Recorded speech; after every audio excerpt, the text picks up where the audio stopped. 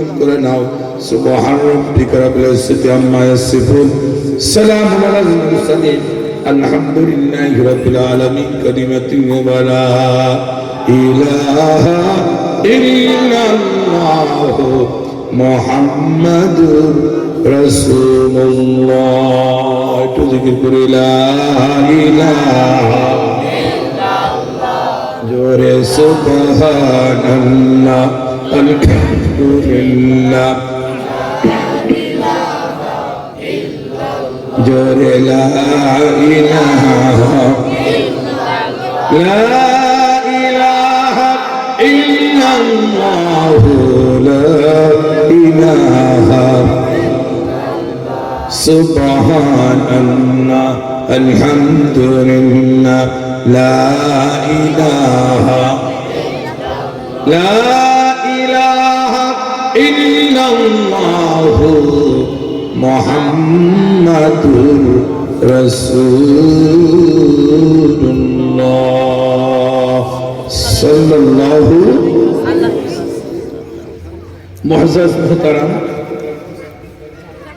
একদিন ব্যাপী দ্বিতীয় বার্ষিক ঐতিহ্যবাহী তাফসীরুল কোরআন মাহফিল লালন বাজার কেশবপুর যুব সমাজের উদ্যোগে গড়াই হাই স্কুল মাঠ, সুবহানাহু ওয়া তাআলা আজকের এই একদিন ব্যাপী ঐতিহ্যবাহী তাফসীরুল কোরআন মাহফিলের প্রধান তাফসীরকার, বিশিষ্ট আলেমে দ্বীন, সারা বাংলাদেশের আলোড়ন সৃষ্টিকারী বক্তা, কুষ্টিয়া জেলার অহংকার, কুষ্টিয়া জেলার গৌরব,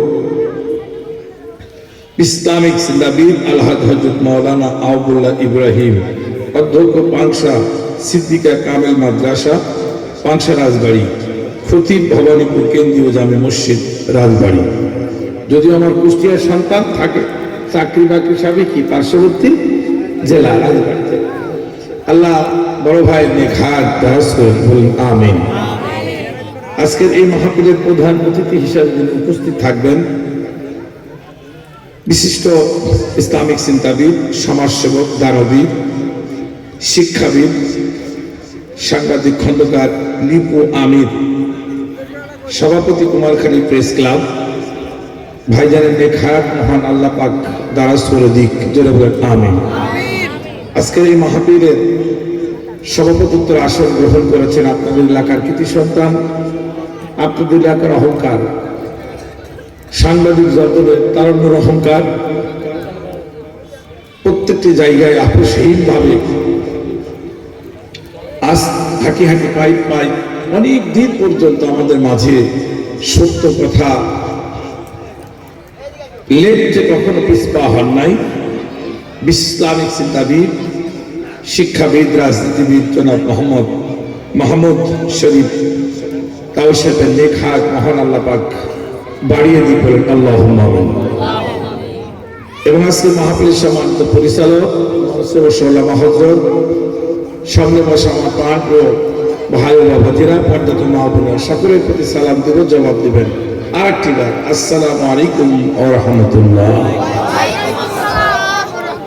সালামের জবাব যদি দেওয়া হয় আর যদি উত্তর নেওয়া হয় তো লাভ না ক্ষতি? লাভ। যাক, লাভ না হলে কি আর রাস্তাঘাটে দেখা হলে যেতে যেতে হুজুর আসসালামু আলাইকুম না কি বলেন? তো সালাম দেওয়া আল্লাহ পাক রব্বুল আলামিন সুবহানাল্লাহু তাআলা প্রথমে আদম তৈরি করার পরে, প্রথম হাদিস, আদম সৃষ্টি করার পরে প্রথম আদমকে আমল শিখিয়ে দিলেন। আদম আলাইহিস সালামকে বললেন, হে আদম যাও, ওই তো জুলুসুল বসে আছে, তো কিছু পরে ফেরেশতাগণ বসে আছে, তাদেরকে তুমি সালাম দাও।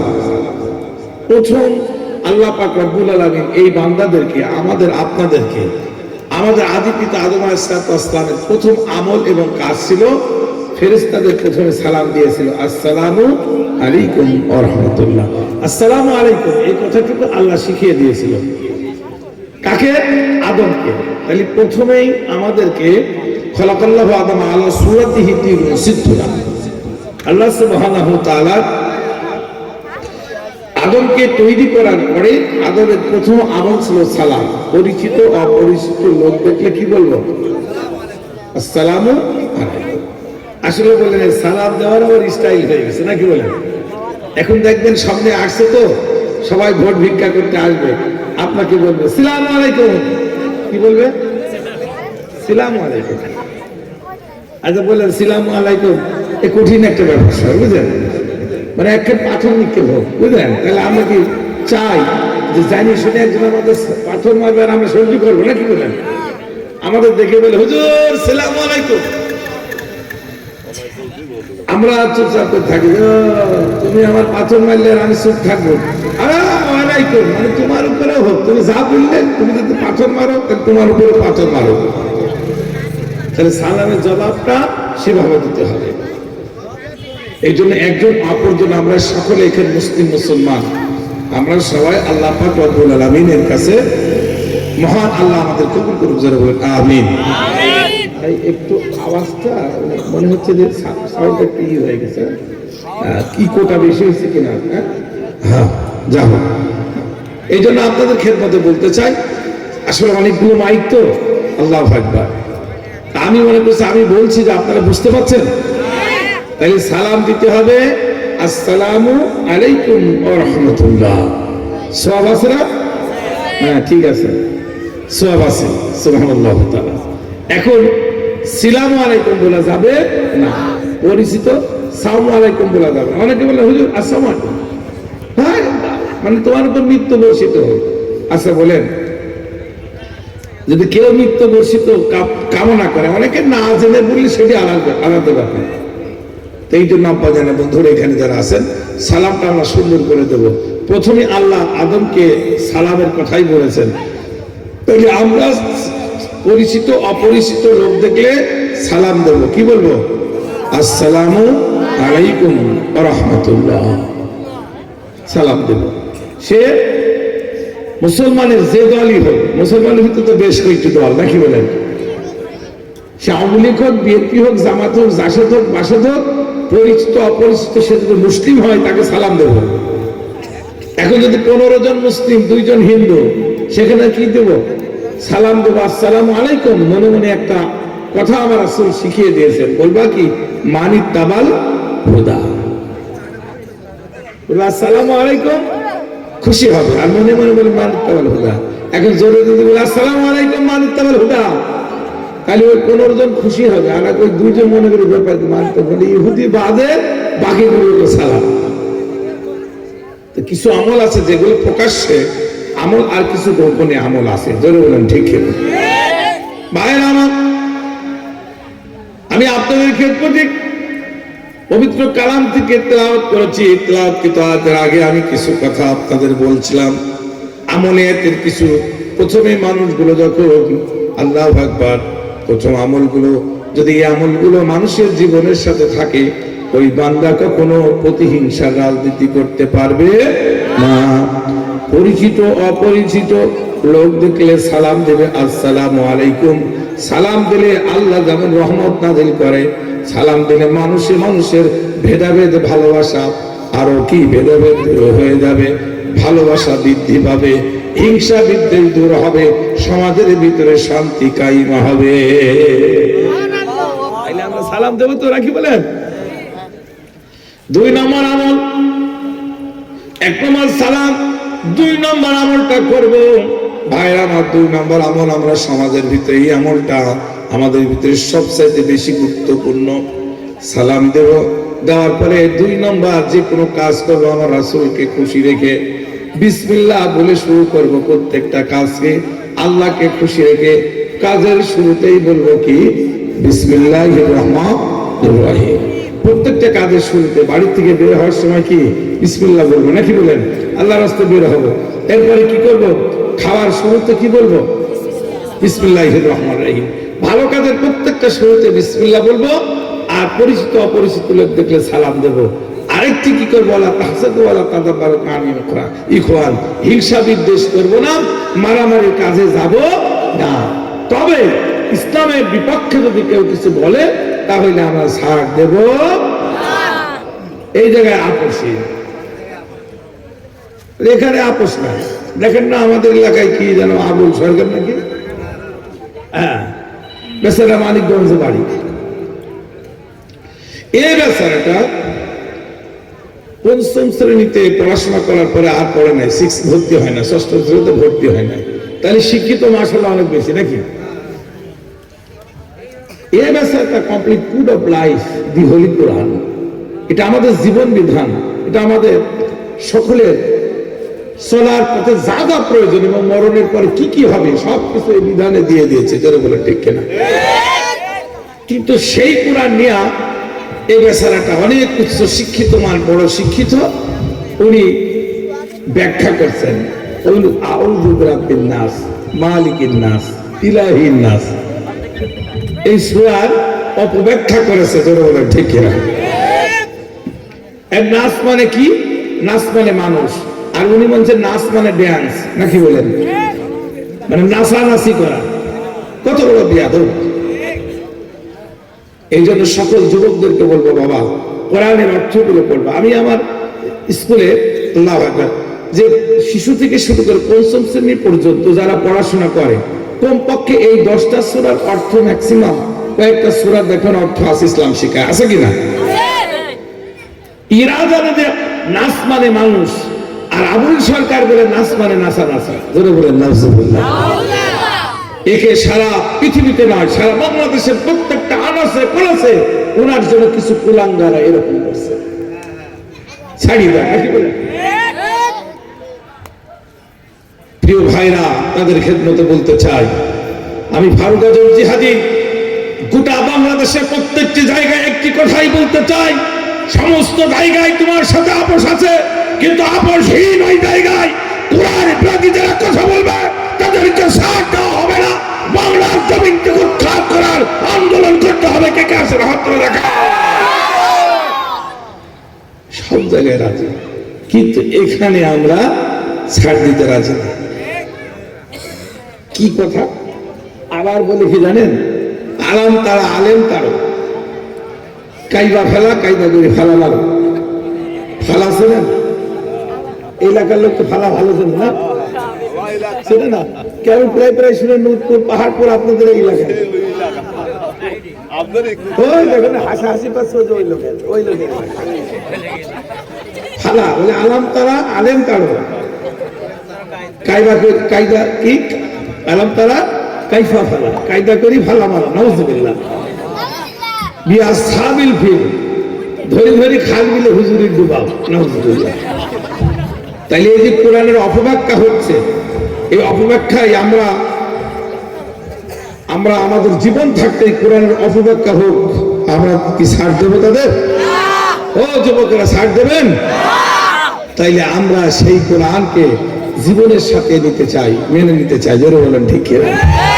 কি কথা বলে আমান্তু বিল্লাহি, আমার একটা বিড়াল আছে, এগুলো বললো গুনাহ, আল্লাহু আকবার, আল্লাহু আকবার, আল্লাহ তুমি মাফ করো। কি বলে আমান্তু বিল্লাহি, আমার একটা বিড়াল আছে, ওয়া কুতুবিহি, নাউজুবিল্লাহ, একটা কুত্তা আছে, ওয়া রাসূলিহি, এবং রশি দিয়া এই কুত্তাকে বেঁধে। আহা, তাইলে এই সমস্ত অজ্ঞ মূর্খ এই নাদানদের কারণে বাংলাদেশে কোরআনের অপব্যাখ্যা হয়ে মুসলমানদেরকে উস্কাই দিয়ে রাজনীতিতে একেবারে মাঠে ময়দানে প্রত্যেকটা জায়গায় এক জাতীয় শয়তান উঠে পড়ে লেগেছে, যারা বলেন ঠিক কিনা। আমরা ওই সমস্ত উস্কানিতে না যে আমরা ধৈর্য ধরবো আর বলবো, আল্লাহ তুমি এদেরকে হিদায়াত দাও, এদেরকে হিদায়াত দাও। যদি তুমি এদের হিদায়াত না দাও, জায়গায় তাদেরকে শেষ করে দাও, ধরে বলেন আল্লাহু আকবার। বিসমিল্লাহির রাহমানির রহিম। তো আমার পরম দয়ালু আল্লাহর নামে শুরু করলাম। প্রিয় ভাইরা আমার, আমি যে আয়াতগুলো তেলাওয়াত করেছি, তেলাওয়াতকৃত আয়াতের অর্থ হচ্ছে এই সূরাতুস সাফের আল্লাহু আকবার 7, 8, 9 নম্বর 3টি আয়াত তেলাওয়াত করেছি। 3টি আয়াতের যে অনুবাদ, প্রথম আল্লাহ বললেন, যে ব্যক্তি আল্লাহর সম্বন্ধে মিথ্যা রচনা করে তার অপেক্ষা অধিক জালেম আর কি, অথচ তাকে ইসলামের দিকে আহ্বান করা হয়, আর আল্লাহ তাআলা জালেম সম্প্রদায়কে হিদায়াত করে না। তাইলে দেখেন আল্লাহ পাক রব্বুল আলামিন বলছেন যে ব্যক্তি আল্লাহর সম্বন্ধে মানে আমি আল্লাহ আমার সম্পর্কে মিথ্যা রচনা করে, বানোয়াট কথা বলে, ভণ্ডামো করে, তাহলে এই লোকটা কিটা তাইলে দেখেন, শুধু একজনের নাম বললে, আবুল সরকারের নাম বললে হবে না, আরো এরকম আছে, আছে কিনা? বলছে তার অপেক্ষা অধিক জালেম আর কে, অথচ তাকে ইসলামের দিকে আহ্বান করা হয়, আর আল্লাহ তাআলা জালেম সম্প্রদায়কে সৎ পথে পরিচালিত করে না। 2 নম্বর, তারা আল্লাহর নূরকে শরীয়ত অর্থাৎ তাদের মুখের ফুঁক দিয়ে নিভিয়ে দিতে চায়, কিন্তু আল্লাহ তাআলা তার নূরকে পূর্ণরূপে প্রকাশকারী, যদিও কাফেররা তা অপছন্দ করে। এখানে নূর শব্দটা বলতে কোরআনকে বুঝিয়েছে। এই কোরআনের আয়াত, কোরআনের হুকুমত, কোরআনের বিধানকে মুখের ফুঁক দিয়ে এক জাতীয় লোক নিভিয়ে দিতে চায়। আল্লাহ পাক রব্বুল আলামিন বললেন যে আমি আল্লাহ পাক এই নূরকে আরো আরো যুগ যুগ ধরে প্রকাশ করতে চাই, কিন্তু এক জাতীয় মানুষ মুখের ফুঁক দিয়ে নিভিয়ে দিতে চাই। আল্লাহ বললেন যে আমার এই নূরকে আমি আল্লাহ পাক রব্বুল আলামিন পূর্ণরূপে প্রকাশকারী, যদিও কাফেররা তা অপছন্দ করে। কারণ কাফেররা সব মানে কোরআন মানে, কিন্তু কোরআনের বিধান অপছন্দ করে। ধরে বলেন ঠিক না? কাফের করে অস্বীকার করে, আর আমরা গেলে আমাদের সামনে স্বীকার করে, কিন্তু অন্তরে মনে ভার থাকে। ধরে বলেন ঠিক না? আসলে এখন অনেকেই বলে যে আমরা শরীয়ত মানি, আমরা এই মানি, আমরা মদিনার ইসলাম মানি, সবকিছু মানি। ভালো কথা, মদিনার ইসলাম মানেন, তো মদিনার ইসলাম তো রাসূল সাল্লাল্লাহু আলাইহি ওয়াসাল্লাম সেই মদিনার ইসলামের হেড অফ ডিপার্টমেন্ট। ধরে বলেন ঠিক কিনা? মদিনার ইসলাম মানেন, তো আপনার মুখে তো এক কষও দাঁড়িয়ে দেখলাম, আপনি যে কথা বলেন, কিন্তু মদিনার ইসলামে আল্লাহ রাসূলের মুখে দাড়ি ছিল, তোমার মুখে দাড়ি নাই। ধরে বলেন ঠিক কিনা? তুমি একটা সাদা টুপি মাথায় দাও, কিন্তু ওই টুপি আল্লাহু আকবার আমরা বুঝি ওটা ব্যবসার টুপি কি আসলে রাজনৈতিক টুপি। জোরে বলেন ঠিক কিনা?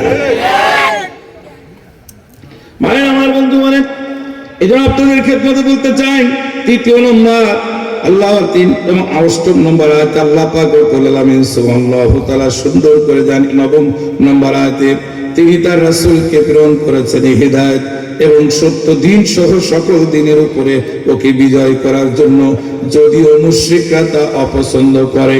প্রথমে আল্লাহ বললেন জালেমদেরকে সৎ পথে পরিচালিত করে না, ওরা হিদায়াত হয় না।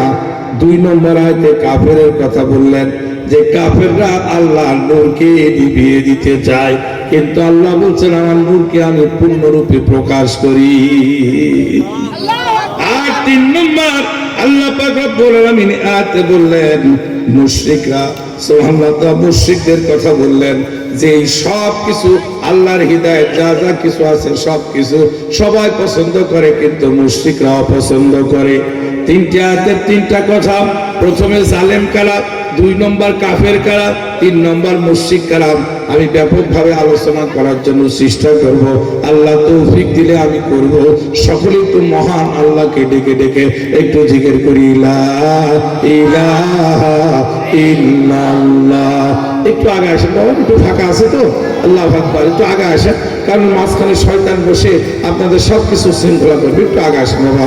সুবহানাল্লাহ, আলহামদুলিল্লাহ, লা জোরে লা ইলাহা ইল্লাল্লাহ, লা ইলাহা ইল্লাল্লাহ মুহাম্মাদুর রাসূলুল্লাহ সাল্লাল্লাহু আলাইহি ওয়াসাল্লাম। তাহলে আমার প্রিয় ভাইরা, জালেম সম্প্রদায়কে আল্লাহ পাক হিদায়াত করেন না। আমরা জালেম থেকে বাঁচতে চাই কিনা? আমরা জালেম থেকে বাঁচতে চাই। জালেমের কাজগুলো কি আল্লাহ পাক সে কথাই বলেছেন। জালেমের কাজ হচ্ছে আল্লাহ সম্পর্কে মিথ্যা রচনা করা, মিথ্যা আল্লাহ পাক রব্বুল আলামিন সম্পর্কে বাজে মন্তব্য করায়, মাঝে মন্তব্য করেন যারা, তারাই হচ্ছে জালেম। এই জালেমদের দলভুক্ত হওয়া যাবে জালেমদের অন্তর্ভুক্ত হওয়া যাবে না। আমরা সকলেই তো মুমিন মুসলমান। আল্লাহ পাক আমাদের আদব দিয়ে ডেকেছেন কোরআনে, ইয়া আইয়ুহাল্লাযীনা আমানু, হে ঈমানদারগণ কি কথা আল্লাহ বললেন, হে মুমিনগণ, হে ইমানদারগণ, কত মধু দিয়ে ডেকেছেন কে? আল্লাহ বলেন, ইয়া আইয়ুহান নাস, হে মানব সকল, এই বলে আমাদের ডাকে নাই। হে ইয়া আইয়ুহান নাস বলে যদি ডাকতেন, ইহুদি থাকতো, নাসারা থাকতো, খ্রিস্টান থাকতো, বৌদ্ধ থাকতো, মুসলিম মুসলমানরা থাকতো, সব জাতিকে বুঝায় দিয়ে আল্লাহ নাস শব্দটা ব্যবহার করেছেন। এই জন্য আমরা গোটা কোরআন শরীফটাকে এমন ভাবে আল্লাহ পাক রব্বুল আলামিন আল্লাহু আকবার বান্দাদেরকে উল্লেখ করে দিয়েছেন, এক একটি আয়াতে আমাদের মহব্বতে ডাক দিয়েছেন। ইয়া বলুন, ইয়া আইয়ুহাল্লাযীনা আমানু আতিউল্লাহ ওয়া আতিউর রাসূল। আল্লাহ কত সুন্দর করে মহব্বতে মধুর সুরে ডাক দিয়েছেন, মধু মাখা এই জায়গায় ডাক দিয়েছেন। আমাদের বলেছেন মুমিন, আমাদের বলেছেন ইমানদার। রে মুমিন কারা? মুমিন হচ্ছে তারা এক আল্লাহকে মুখে স্বীকার করবে, 2 নম্বর অন্তরে বিশ্বাস করে নিবে আমার আল্লাহকে, 3 নম্বর তদ অনুযায়ী আমল যদি করতে পারে, তাহলে ওই ব্যক্তি হয়ে গেল একজন মুমিন বান্দা। মুমিন বান্দার লক্ষণগুলো কি? আল্লাহ পাক কোরআন মাজিদের ভিতরে মুমিন বান্দার লক্ষণ বলেছেন, বিসমিল্লাহির রাহমানির রাহিম।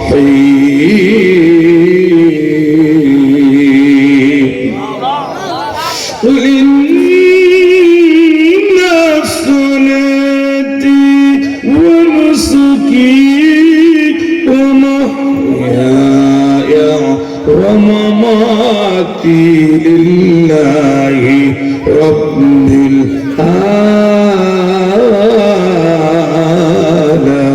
আলামিন।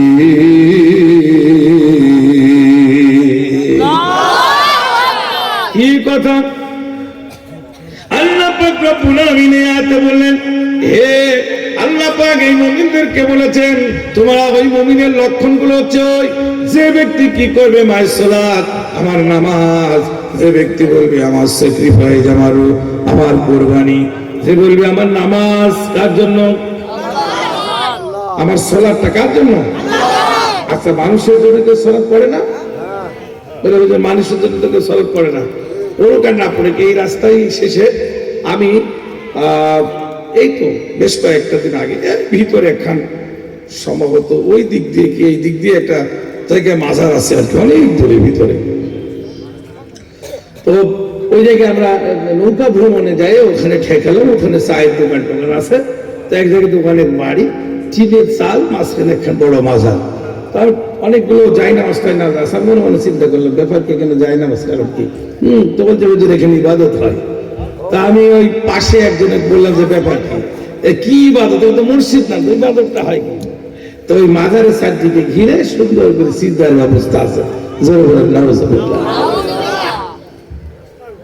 যদি আপনাদের বিশ্বাস না হয় আপনারা যাবেন।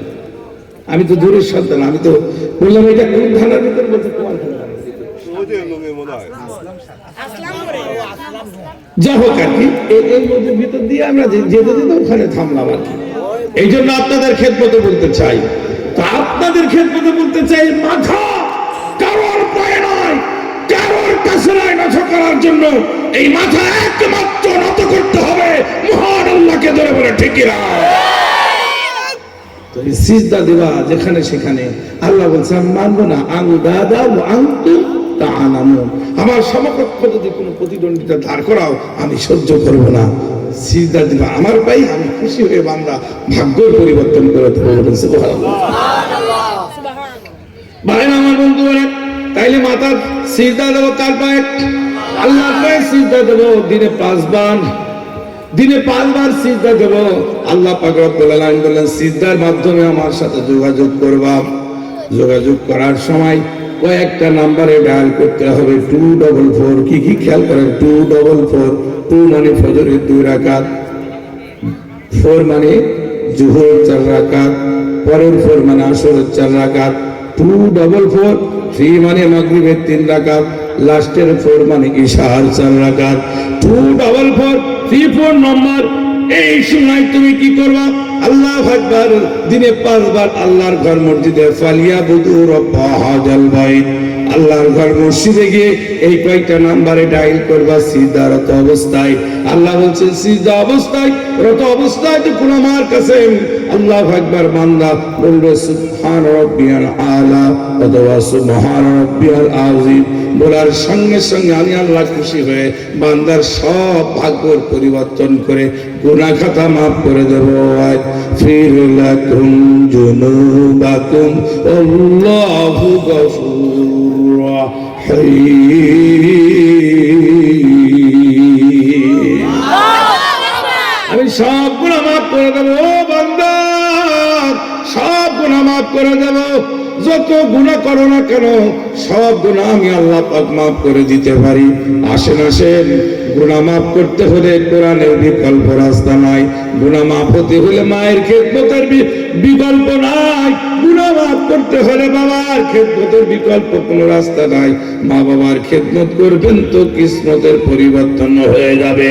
মা বাবাকে বাদ দিয়া শ্বশুর শাশুড়ির খেদমত করবেন, মা বাবা এদিকে বিপদে পড়ে থাকবে। শ্বশুরকে যত আব্বা বলবেন গুনাহ আর গুনাহ লেখা হবে। যারা বলেন ঠিক না? নিজের আব্বা বাসি হয়েছে, আর ওই যে মোটরসাইকেল দিয়েছে স্ত্রীর বউ হয়ে গেছে কি আব্বা নাকি বলেন কি আমার আব্বারে। এই জন্য আমার প্রিয় ভাইয়া, এই কাজগুলো আমাদের করতে হবে। আমরা এখানে যারা এসেছি সকলেই আল্লাহু আকবার মরণের আগে আমার ওই কাজগুলো করতে হবে। দুনিয়ার আমল এবং পরকালের আমল যদি এইগুলো করতে পারে আল্লাহ পাক খুশি হয়ে যাবে। আল্লাহ কোরআন মজিদে বললেন বিসমিল্লাহির রাহমানির রাহিম ইয়া আইয়ুহাল্লাযীনা আমানু আতিউল্লাহ ওয়া আতিউর রাসূল ওয়া লা তুবতিলু আমালাকুম। আল্লাহু আকবার। আল্লাহ পাক বলে হে ইমানদারগণ, হে মুমিনগণ, আমি আল্লাহ আমার আনুগত্য করো। কার আনুগত্য করবো? আর বলছে এরপরে আমার রাসূলের আনুগত্য করো। রাসূলের আনুগত্য করলাম। আর পরে আল্লাহ পাক বলছে ওয়ালা তুবতিলু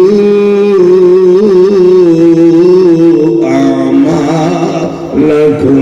আল্লাহ বলছেন তোমাদের আমল নষ্ট করো না, তোমাদের আমল নষ্ট করো না। এখানে আমল নষ্টের ব্যাপারে কি করলো? আল্লাহ বলছেন নিজেদের আমল ধ্বংস করো না।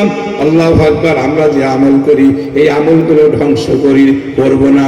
কারণ ম্যাক্সিমাম প্রিয় গ্রামবাসীর মানুষদের কাছে আমি বলতে চাই আমাদের সব আমলগুলো গীবত চর্চার মাধ্যমে ধ্বংস হয়ে যাচ্ছে। যারা বলেন ঠিক না?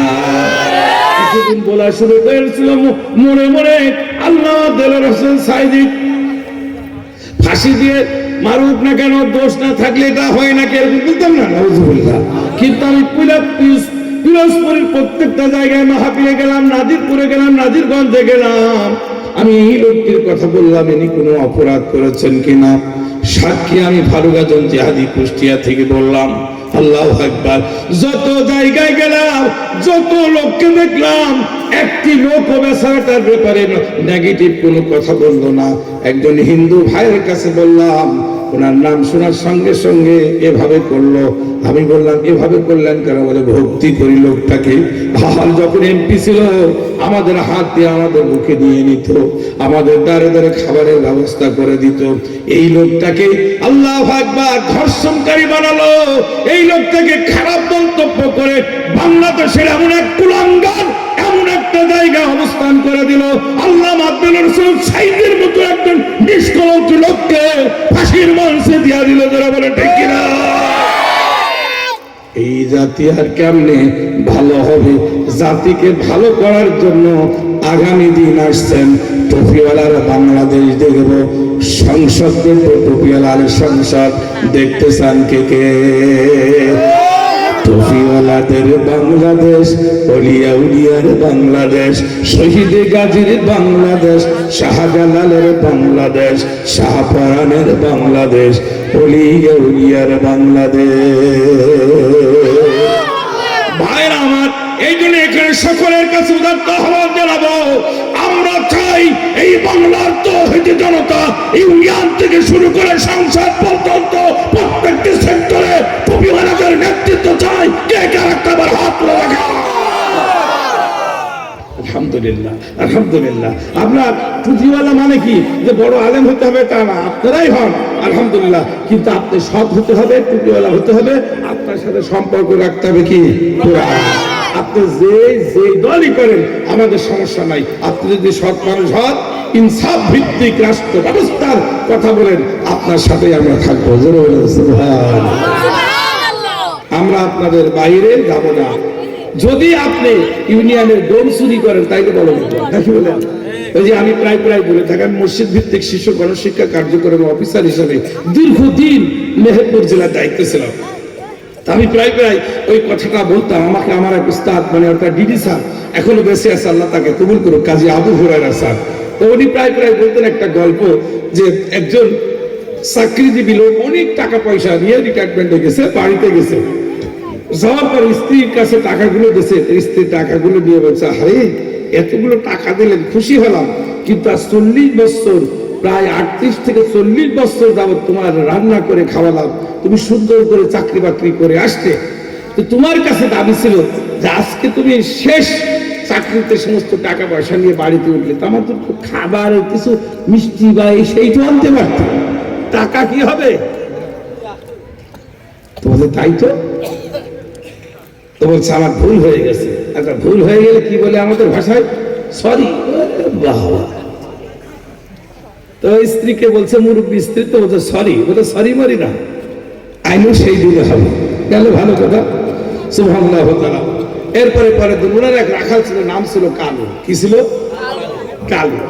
তো বলছে, কালু রে চল, তো ধরেন আপনাদের এই যে পাশের জয় বাংলা বাজার নাকি ওইটা জয়বাইরা বাজার, ওইরকম বাজারে গেছে। যাওয়ার পরে 1 কেজি জিলাপি সুন্দর করে কিনে বলছে যে বাপ নিয়ে যা, তোর চাচি আমার দেশ, আমি একটু পরে আসছি। কালু নিয়ে 1 কেজি জিলাপি নিয়ে সুন্দর করে মাথায় করে নিয়ে আসতে দেখে তো খুব বাসনা, চাচার সাথে করে নিয়ে গেল। আমারও তো একটু কিনে দিতে পারতো, কিন্তু দেয় নাই। খুব রাগ হয়ে গেছে, কি করি, বাসনাও তো। আবার চাষি যে কৃপণ, চাষা তার সাথে বড় কৃপণ। এ জিনিস যখন আমার হাতে আসছে, এটা ছাড় দেওয়া যাবে। সুন্দর করে নামাইনি, একটা দুইটা খেতে খেতে প্রায় হাত পেতে বেশি খেয়ে ফেলেছে। বাড়িতে এসে দিচ্ছে, চাষি আমার নাও গো, চাষা দান দিয়েছে। চাষি আমার হাতে দেখা, কিন্তু আমারই হবে না, আমার পরিবারে তো 2-1 আছে। রাগে চাষি খুব একেবারে ক্ষিপ্ত হয়ে গেছে। আসুন, রাতের বেলা আসছে, আসার পরে বলছে দরজা খোলো। একবার বলছে, 2বার বলছে, রাগ হলে তো আর কথাই বলে না, নাকি বলেন? দরজা খোলো গিন্নি, গিন্নি জানেন তো আপনারা? যাক আলহামদুলিল্লাহ। গিন্নি তখন উঠে তাপ দেখে অমনি করে দরজা এরকম ঘাট খুলে দিয়েছে। দেওয়ার পরে ভাবভঙ্গি দেখে চাষা বুঝতে পারছে যে গিন্নি রাগ হয়েছে। তো গিন্নিকে বলছে, ব্যাপার কি? তাহলে ব্যাপার মানে জিলাপি খেতে চালাম, ভালো কথা, আমি কি খাবো? আমার কি আর বাড়ির লোকজন নেই? তুমি এতটুকু জিলাপি আমার কেমনে কিনে দিলে? নাও। দিলাম 1 কেজি, আরে তো দেখছি প্রায় ½ কেজিরও কম, মানে 450 গ্রাম। কালু পিছনে চুপ করে দাঁড়া, কালু জানে যে খবর আছে, খাইছি তো তখন খাওয়া দাওয়া করছে। কালু জি, খালু বলে, চাষা বললি প্রতিদিন, এখন আমার খালু বলিস কেন? কি অবস্থা? আর কথা বলে একটা দিছে বসি পিঠির উপরে। দেওয়ার পরে কালু বলছে, চাষা, এবার চাষা গেছে, বুঝলেন?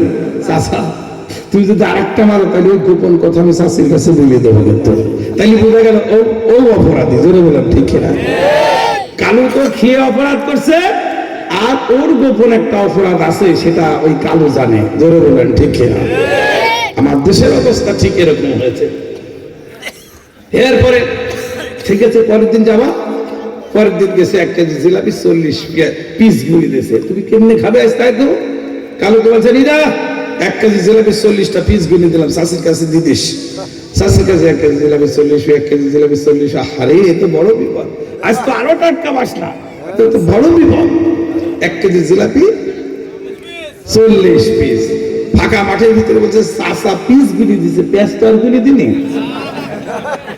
1 কেজি জিলাপি 40টা পিস, পেঁয়াজ ভাঙি খেতে খেতে বুঝলেন ওদের হাফ কেজি তো ও 200 গ্রাম আছে, আর বুঝতে পারছেন মানে পেঁয়াজ গুলি দিছে, মানে পিস গুলি পেঁয়াজটার গুলি নেই। চাষি না 40টা পিস ঠিক আছে নাকি তাই দেখে, দেখি পুরো আরো রাগ। আজ আসো যে চাষা আসছে, চাষি তো রাগি ফের, চাষি জাতা মাথা গুলা শুরু করছে। এরপরে বলছে থামো থামো, কি হয়েছে বলে, এই তো কালু জি খালু বলে, কালকে চাষা বলে কালু বলিস দেশে একেবারে বলছে চাষা আর মারবেন না, যদি মারেন তাইলে ওই যে ওই কথা বলে দেবো। তো বড় বিপদ হয়ে গেল। দাদা থাম থাম, আগামীকাল দেবো। পরের দিন 1 কেজি জিলাপি কিনে দিচ্ছে, পেঁয়াজও কিনে। আজ তুমি কেমনে খাবে তাই দেখি। আচ্ছা বলেন, যাদের খাওয়ার অভ্যাস আছে তারা কি আর ওইটা মানে? 1 কেজি জিলাপি 40 পিস পেঁয়াজও কিনে দিচ্ছে, মাথায় কিনবো সাহারে চাষি আর তো খাওয়ার কোনো ক্যাপাসিটি নেই। 1 কেজি জিলাপি 40 পিস পেঁয়াজও কিনে দিচ্ছে, পিসও কিনে দিচ্ছে, এই বলতে বলতে আসছে, কিন্তু টাটকা বাসনাটা বেশি বেশি মনে হচ্ছে। আস্তে আস্তে আস্তে আস্তে ফাঁকা জায়গা একটা দাঁড়, দেখে একটা খেজুর গাছ পড়ে আছে, পাশে বসি, খুব মনের ভিতরে আজ তো খাওয়া যাচ্ছেই না, কি করি, বুদ্ধি সত্যি একটা করি। তাকায় দেখে খেজুর গাছে অনেক বড় বড় কাঁটা উঠছে, কাঁটা কেন ভাঙছে, ভাঙার পরে বলছে পেঁয়াজও ঠিক রাখবো, পিসও ঠিক রাখবো, কিন্তু রস দেবো না। মানে ওই এর ভিতরে এইভাবে ঢুকাই আর এইভাবে কাম দেয়, পেঁয়াজও ঠিক রাখবো, পিসও ঠিক রাখবো, কিন্তু কি রস দেবো না। আমাদের বাংলাদেশে ঠিক এরকম হয়েছিল কিছুদিন, জোরে বলেন ঠিক না? পেঁয়াজও ঠিক রাখবো মানে মসজিদ ঠিক রাখবো, পিসও ঠিক রাখবো মানে মাদ্রাসাও ঠিক রাখবো, কিন্তু রস দেওয়ার অর্থ কোন আলেমকে রাখা হবে না। সমস্ত আলেমদেরকে ধরে ধরে ফাঁসির মঞ্চে আর জেলখানায় কারাগারে বন্দি করে দেশে আলেম ওলামা নিধন করবে, এই ছিল টার্গেট। জোরে বলে ঠিক না? এজন্য গজব নাযিল হয়েছে বাংলার জমিনে, সব শেষ হয়ে গেছে। আর কোথায়? জোরে বলেন ঠিক না? সব খেলার মাঠে এখন টুপিওয়ালার খেল, জোরে বলেন ঠিক না? আর যুবকদের খেল, যুবকরা বলছে জীবন দেব কিন্তু মান দেব না, যুবকরা বলছে জীবন দেব কিন্তু কোরআনের সম্মান দিতে দেব না, জোরে বলেন ঠিক না? ও আমার প্রিয় কেশবপুরের ভাইরা, আল কোরআনকে আগামীর পার্লামেন্টে দিতে হবে। আল কোরআন আগামীর দিনে প্রত্যেকটা সমাজে ইউনিয়ন থেকে শুরু করে সংসদ পর্যন্ত এই কোরআন বাস্তবায়ন করতে হবে। পারবেন কে কে? হাত তুলে মহান আল্লাহকে দেখান। সুবহানাল্লাহ তাআলা, সুবহানাল্লাহ তাআলা। এই জন্য আপনাদের খেদমতে বলি যে জিহাদি মানুষ তো আমি, আসলে আমার নাম জিহাদি, আমি কোনো যুদ্ধে অংশগ্রহণ করি নাই, নাম জিহাদি, জোরে কথা বলি, তাই এই জন্য জিহাদি বলে সবাই। ভাই আমার বন্ধু বলে, আপনাদের খেদমতে বলতে চাই আজকের এই কোরআনের মাহফিলে, তাহলে আমরা খেদমত করবো কার? আরেকবার বলেন আল্লাহ পাক রব্বুল আলামিনের আনুগত্য করব। আল্লাহর আনুগত্য করার পরে রাসূলের আনুগত্য করব। ইয়া আইয়ুহাল্লাযীনা আমানু, ইয়া আইয়ুহাল্লাযীনা আমানু, হে মুমিন বান্দা, হে ইমানদার বান্দারা, তোমাদেরকে আমি ভালোবাসি। আর আমার আল্লাহু আকবার, হে ইমানদার গণেরা, তাহলে ইমানদার আর মুমিন বান্দা ভালোবাসাদেরকেই বলে আমরা ভালোবাসার প্রিয় বান্দা, জোরে বলেন ঠিক না? আল্লাহ বলছেন আমি তাকে ভালোবাসি, আমার জান্নাতে তাদের ঘর বানিয়ে দেব। আসেন আসেন, এখানে যারা উপস্থিত রয়েছি, আল্লাহর জান্নাতে ঘর নিতে চান কে কে? ও মালিক,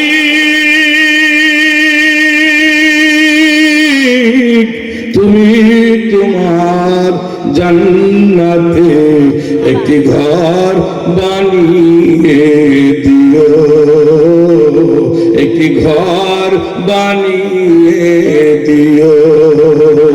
তাইলে আল্লাহ জান্নাতে ঘর বানাই দিতে হলে আমাদের কিছু কাজ করা লাগবে। তার ভিতরে এক নম্বর আল্লাহ বলেন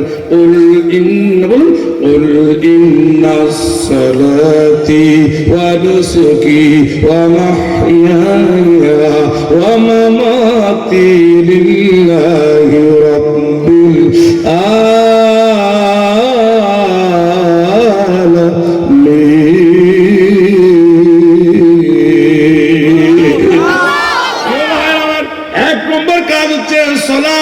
নামাজে আল্লাহর সাথে যোগাযোগ রাখতে হবে। আল্লাহর সাথে যদি যোগাযোগ আল্লাহু আকবার করা যায়, আল্লাহ খুশি হয়ে যাবে।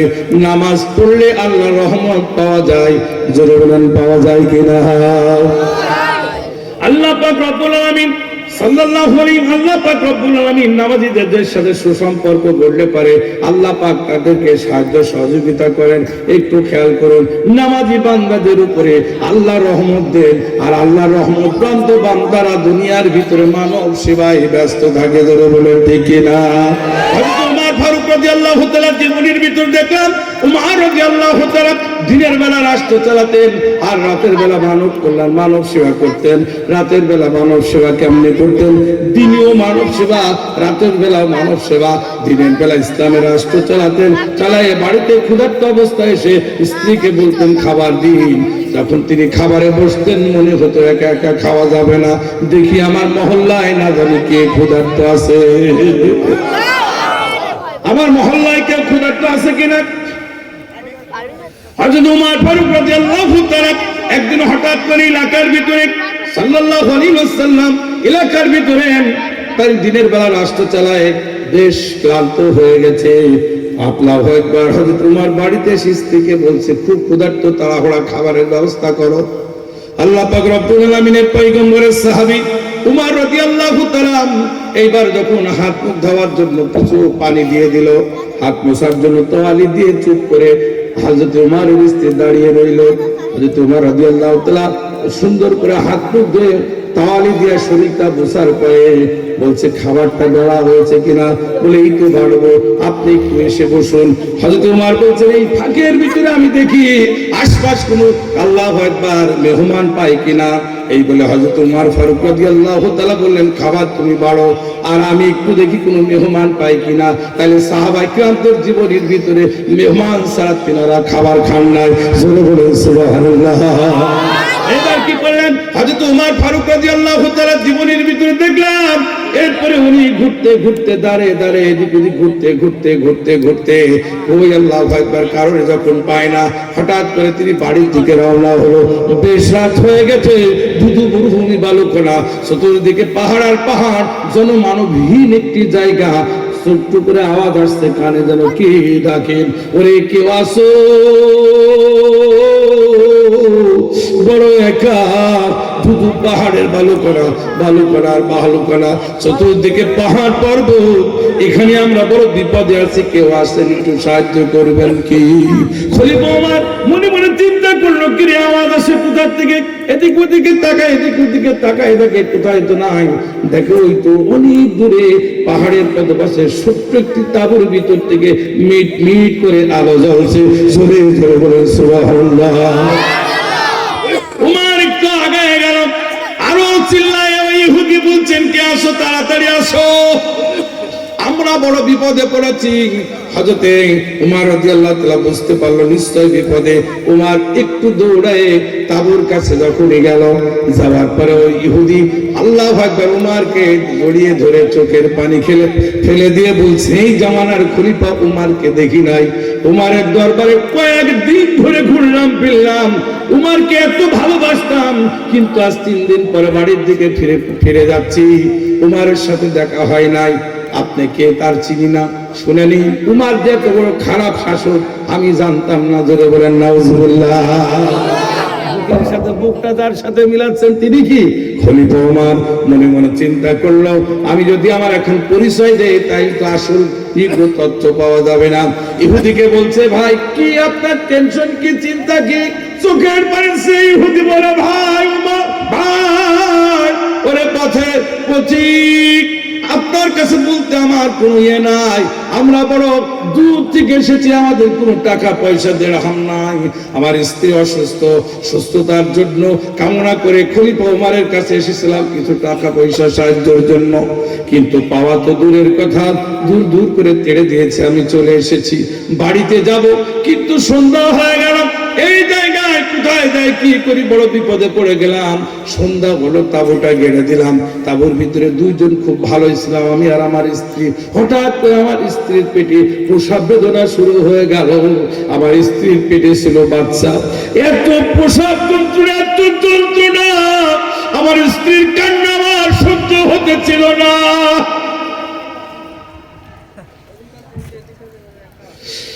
আমি বড় বিপদে পড়ে গেলাম, কি করি, বড় বিপদ। আমি চিন্তা করতে লাগলাম, কি করি এখন, তো এখানে কোনো জনমানবহীন, কোনো মানুষ নাই, কোনো ডাক্তার নাই, কবিরাজ নাই, আমি কি করি। চোখের বাড়ি সে কাঁদছি, হঠাৎ করে ডাক দিলাম, আপনি এসেছেন প্রতিক্রে, আর বেশি দেরি করো না। আমার স্ত্রী না থাকার উপর যদি মারা যায়, আমার জীবন শেষ। স্বামী স্ত্রীর কি মহব্বত, পদ্মার মারা, খেয়াল করে দেখুন, স্বামী স্ত্রীর প্রতি যদি মিল মহব্বত থাকে, আল্লাহর জান্নাতের রহমত ধরতে থাকে ওই বাড়িতে। এরপরে ইহুদির কথা শুনে আল্লাহু আকবার, বুকের সাথে বুকটা একটু সরায়া বলছেন, ভাই প্রতীক টেনশন করবেন না, আমার সাথে যখন দেখা হয়ে গেছে, এই এলাকাতে আমার বাড়ি, পরিচয় না দিয়া উনি বললেন, এই অত্র অঞ্চলে আমার বাড়ি, দেখি আপনার স্ত্রী সহযোগিতা করার জন্য কোন মহিলা কবিরাজ বা ডাক্তার পাই কিনা। কাজ হয় না, একটু জোরে বলে। এরপরে কি করলো, আল্লাহ পাকের পুত্র জামত হযরত ওমর ফারুক রাদিয়াল্লাহু তাআলা দৌড়িয়ে চলে গেল বাড়ির দিকে। আল্লাহু আকবার, আল্লাহু আকবার, বাড়ির দিকে দৌড়িয়ে চলে গেল। বাড়িতে যাওয়ার পরে অমনি করে স্ত্রীকে বলছে, বিবি শিগগিরই আসো, শিগগিরই আসো। বিবি তাড়াহুড়া করে সে দাঁড়িয়ে সালাম দিচ্ছে, আসসালামু আলাইকুম ওয়া রাহমাতুল্লাহ। তাইলে বোঝা গেল যে যারা মুমিন, যারা ইমানদার, যারা ইসলামের ধারক বাহক, সমাজের দ্বীনের কাজ করেন, তারা স্বামী স্ত্রীর প্রতি মিল মহব্বত যদি নাই থাকবে, উমারকে স্বামী ওই সময় ডাক দিয়েছেন, এসে সালাম দিয়েছে স্ত্রী, তাহলে স্বামী স্ত্রী যদি সালাম আদান প্রদান হয়, ওই রহমত, ওই ঘরে আল্লাহর রহমত বের হয়। জোরে বলেন ঠিক কিনা। এরপরে ওমর রাদিয়াল্লাহু তাআলা জীবনের ভিতরে দেখলাম চোখের পানি ছেড়ে যায়, কাঁদিয়ার বলে, শিগগিরই যাও, যাও, এমন একটা কথা আমি শুনে ফেলেছি, না জানে আমি বড় বিপদ। আল্লাহর মহান কোটে যদি উমারের বিরুদ্ধে নালিশ হয়ে যায়, উমার সহ্য করতে পারবে না। ও বিবি, শিগগিরই চলো, চলো, ওই দুধু মরুভূমি বালুকানা, যেখানে কোনো মানুষ নেই, পাহাড় আর পাহাড়, জনমানবহীন, আল্লাহ জনশূন্যহীন একটি জায়গায়, ওখানে একজন ইহুদির স্ত্রী আল্লাহ প্রসব বেদনায়, পেটের বেদনায় বড় বিপদে পড়ে আছে, হয়তো সন্তানাদি হবে, একটু কাপড় চোপড় নিয়ে চলো, চলে যায়। তাইলে বোঝা গেল ওমর ছিল খলিফা, তার স্ত্রীও মানব সেবায় কমতি নাই। চলো বলেন সুবহানাল্লাহ। এরপরে কি করলো, আল্লাহর পুত্র হযরত ওমর ফারুক রাদিয়াল্লাহু তাআলা এরপরে দৌড়াতে দৌড়াতে দুইজন চলে গেল। যাওয়ার পরে ইহুদি কাছে গিয়ে ওমরকে জোরে জোরে বলছে, আমার স্ত্রী মনে হয় বাঁচবে না। ওমর বলছেন, ও ভাই, ও অপরিচিত ভাই, তোমার কাছে এখন কথা শোনার সময় নাই, তুমি টেনশন চিন্তা করো না, সব কিছু ফেলে দাও কার উপরে। জোরে বলো। আমরা যেমন সবকিছু আল্লাহর উপরে দেই, কুল ইন্নাস সালাতি ওয়া নুসুকি ওয়া মাহইয়ায়া ওয়া মামাতি লিল্লাহি রাব্বিল আলামিন।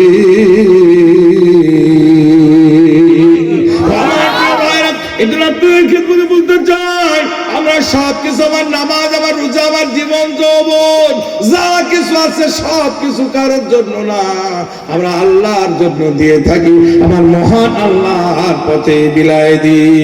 আল্লাহর পথে যারা দিয়ে গেল প্রাণ, তাদেরকে তোমরা মিঠু ভুলো না, ভুলো না, ভুলো না, মিঠু ভুলো না। আল্লাহু আকবার। আল্লাহর প্রতি যারা শহীদ হয়, আল্লাহর প্রতি মধ্যে যারা জীবন দেয় তাদেরকে মৃত বলা যাবে না। কে বলেছেন? হয় না, জোরে বলুন কে? ও যুবকরা হাত তুলে বলুন কে? সবই তো মুরব্বীরা বলছে, যুবকরা চুপ আছো। যুবকরা তোমরা চুপ থাকলে আগামী দিন ইসলামের দিন আসবে না। আল্লাহু আকবার। আগামী দিন শান্তির দিন আসতে হলে যুবকদের ঝংকার হবে, কঠিন ঝংকার। এরপরে কি করলো? হযরত ওমর ফারুক রাদিয়াল্লাহু তাআলা জীবনের ভিতর দেখলাম উনি কি করলো, অগ্নি করে চুপ করে রইলো। ইহুদিকে নিয়ে হঠাৎ করে ওই তাঁবুর ভিতরে ওমরের স্ত্রী, এক নাই দুই নাই, বেশ কিছুক্ষণ পরে হযরত ওমর রাদিয়াল্লাহু তাআলার স্ত্রী, আল্লাহু আকবার, ওনাকে সেবা যত্ন করার পরে ওনার পেট থেকে একটি ফুটফুটি সুন্দর ছেলে সন্তান হয়ে গেল।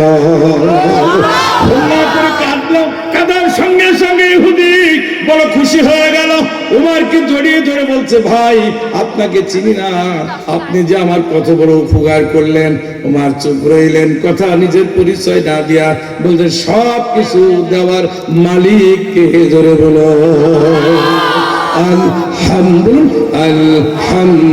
আলহামদুলিল্লাহি রাব্বিল আলামিন। পৃথিবীতে যত প্রশংসা আছে কার?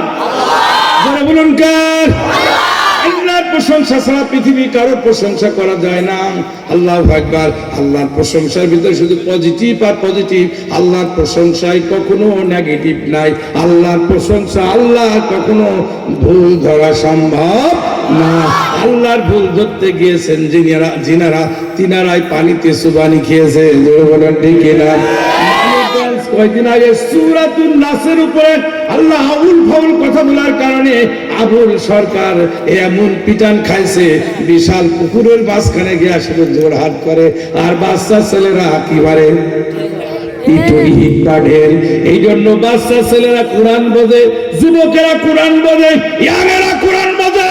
আল্লাহু আকবার। বাংলার জমিনে এমন কোন মানুষ কোরআন পড়তে, আল্লাহু আকবার, কোরআন জানতে এমন মানুষের বাকি নাই। এখন সবার দ্বারে দ্বারে পকেটে একটু টিপ দিলেই কোরআন পড়া জানে, বঙ্গ অনুবাদ সহ। ধরে বলেন ঠিক কিনা? বিসমিল্লাহির রাহমানির রাহিম।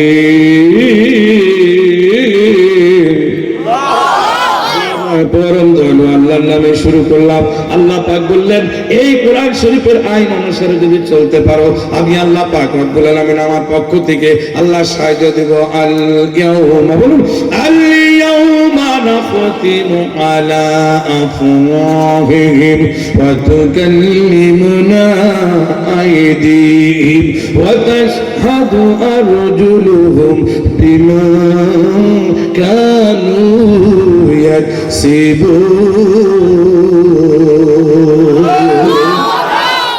আওয়াজ হয় না, একটু জোরে মারে। আমি তো বলেছি আমি জিহাদি হুজুর, জোরে কথা বলি। আমি একটা প্রতিষ্ঠান প্রধান, আমার কাজই যখন ক্লাসে যাবো, ছেলেরা যদি একটু ভালো করে কথাবার্তা বলে আলহামদুলিল্লাহ সেখানে হবে। তা আপনাদের খেদমতে এসে এখানে সুবহানাল্লাহু তাআলা কোরআনের কথা বলবো একটু হক, আর কোরআনের বাইরে কথা বলবো না।